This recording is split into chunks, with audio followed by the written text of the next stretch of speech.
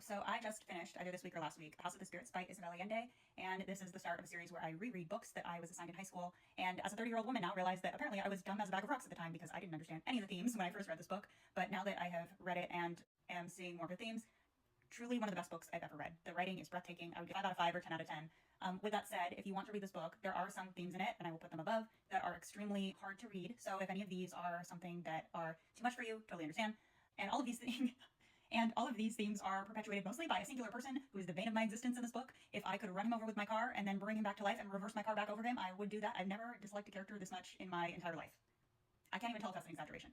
Okay, what to expect when you're reading this book. So, what is this book giving? It's giving Sabrina the Teenage Witch mixed with Modern Family or Full House, mixed in a little bit of socialists and fascists in the mix. It is as unhinged as I just made it sound. It is an unhinged book, but it is so fun. As far as the Sabrina the Teenage Witch part goes, the central matriarch in this story is Clara de Valle, who is a clairvoyant. She sees visions and ghosts, and she gets prophecies. She is the glue that holds this family together. This story is following a singular family, just like it follows Chile. The family is an allegory, I believe, for Chile over the course of less than a lifetime as the political landscape changes. So does the political landscape in this family. So the first portion of this book is Chile at the turn of the century, the 1910s, 1920s. We see a sort of neoconservative government, a landowning class that is powerful and wealthy, leading into a sort of the 30s to 50s, I believe, the rise of women's suffrage movements, the working class fighting for their rights, and the rise of socialism in popular culture in Chile.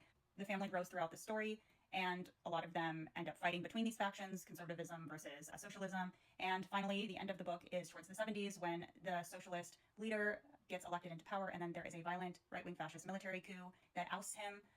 There is no way to not make the story political because this is a story of an actual leader that was ousted from power with a military coup who happens to be the cousin of Isabelallende, who is the author of this. So this story feels like you are watching history from someone who was there and understands it at a very personal level. I've seen some commentary that Devaya to have a family is based on her family. I'm not sure if that's true, but who should read this? I think anybody who lives in a society that calls themselves democratic should read this because it is a truly incredible breakdown of what a democratic society looks like as democracy breaks down, as political tensions are inflamed, the left versus the right, the rise of extremism, and you basically get to see all these benchmarks of a degrading society.